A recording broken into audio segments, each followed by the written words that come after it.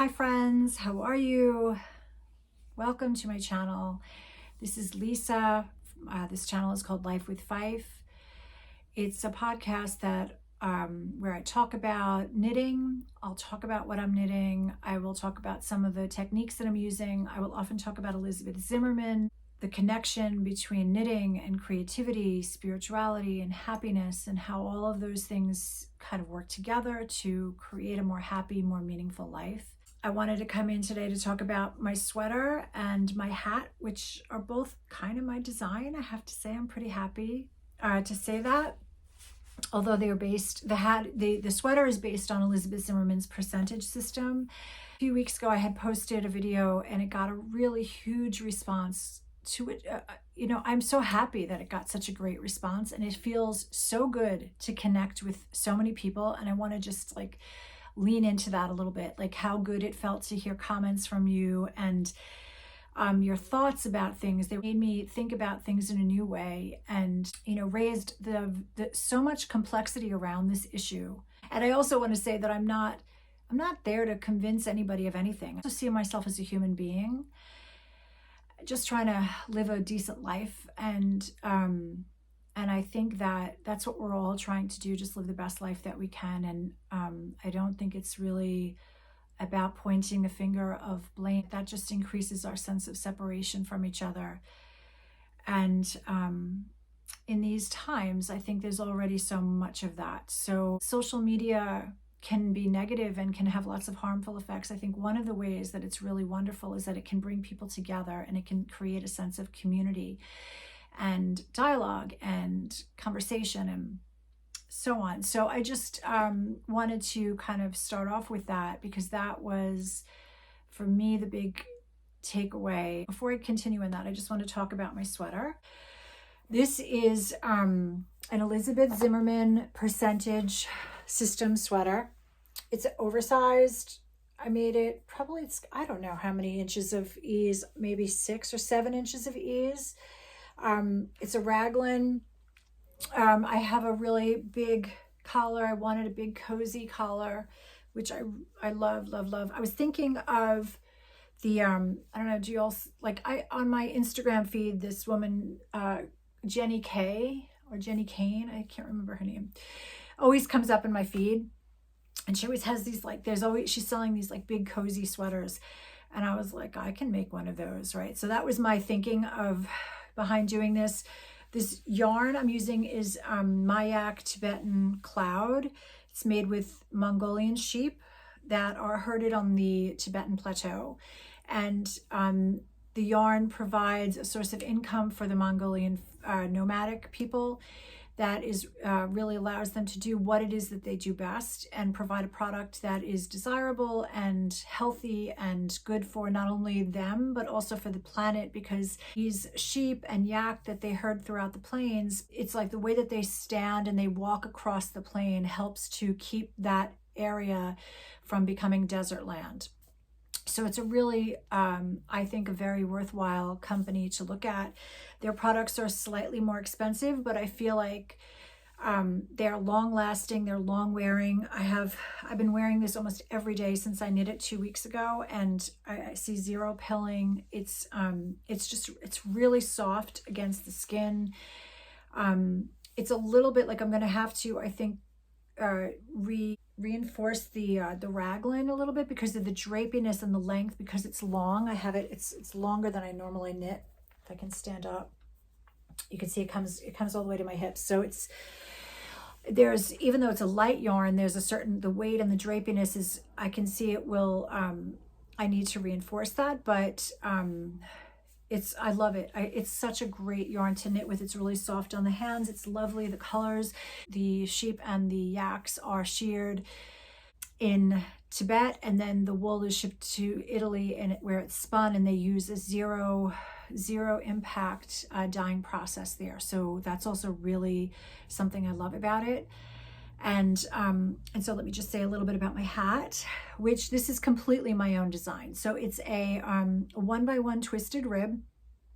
And because I knew my gauge from the sweater, I knew how much I wanted it to be. I just cast on the number of stitches, I did my twisted rib and I decreased at the top, and there you go. There's my hat. So I'm really proud of it. So it's showing that my knitting is getting better and that I'm becoming more independent. And I have Elizabeth Zimmerman to thank for that. For just like, do it. Just don't be afraid. Give it a try.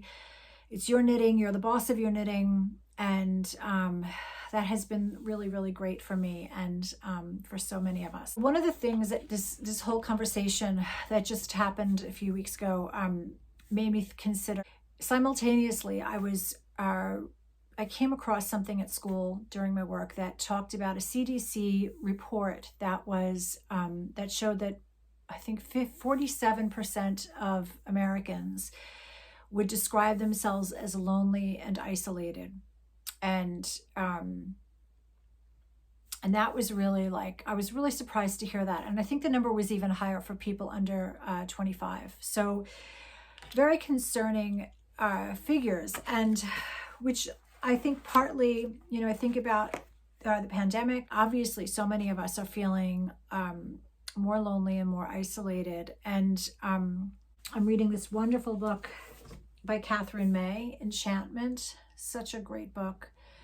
Highly recommend it. The subtitle of this book is Reawakening Wonder in an Exhausted and Anxious Age. Feeling so much anxiety and so much fear and anxiety, and it might be coupled with this feeling of isolation and loneliness. And I just want to read something from the book because I think it's just kind of, she's talking here. She says, I have lost some fundamental part of my knowing, some elemental human feeling. Without it, the world feels like tap water left out overnight, flat and chemical, devoid of life. I am like lightning seeking earth. Uneasy, I carry the prickle of potential energy in my limbs, ever deferred from the point of contact, the moment of release. Instead, it gathers in me, massing like a storm that never comes. I lack the language to even describe it, this vast, unsettled sense that I am slipping over the glassy surface of things, afraid of what lurks beneath. I need a better way to walk through this life. I want to be enchanted again. And of course, I thought of knitting because knitting connects me with the magic of life and with the enchantment of life. And there are actually moments, and I'm sure I'm not the only one, I'm sure that many of you feel this way. There are actually moments when I'm knitting and I'm looking at beautiful sweaters, I'm looking at patterns, and I'm planning my next project, and I think, I don't think I could live without this. This is such a beautiful aspect of my life, and I would never willingly put this down. And then there's also a quote by my favorite Mary Oliver, my favorite poet. Maybe the desire to make something beautiful is the peace of God that is inside each of us.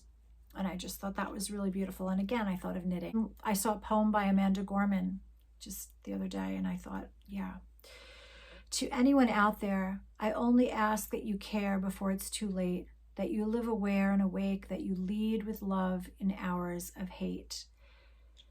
So it's like all of these things, right? This desire to make something beautiful, that it is connected to God within us. The enchantment or magic of life is how when we're knitting, and what flows through our fingers is often a surprise.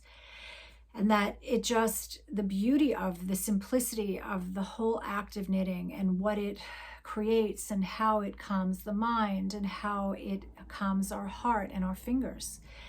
It's just such a powerful healing modality.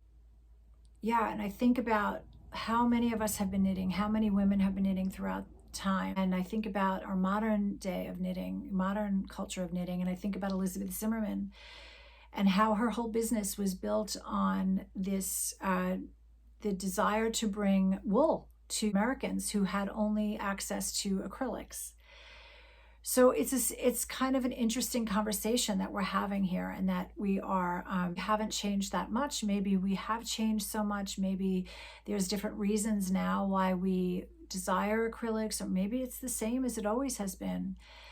But to me, the thing that is so transcendent about knitting is that it connects us through this connection to enchantment, through to beauty, to the creative aspect inside of us, that we feel that we're part of something that's bigger than us or that more than us. And how lucky are we that we get to engage in that in our free time. That's really the most important thing, and that leaning into that beautiful aspect is the most important thing to talk about with knitting, not the things that separate us. That's, I think, a good set point. Let's lean into what connects us, so what excites us about our craft, what makes our heart sing, because we need more of that in our lives. So on that note, I'm going to jump, and please comment. I love your comments. I love to hear from you. And please do comment. Tell me what you're knitting. Tell me what excites you right now about your knitting. Tell me how knitting has helped you feel connected to the world, to yourself, to others. I'd love to hear. Okay, namaste, friends.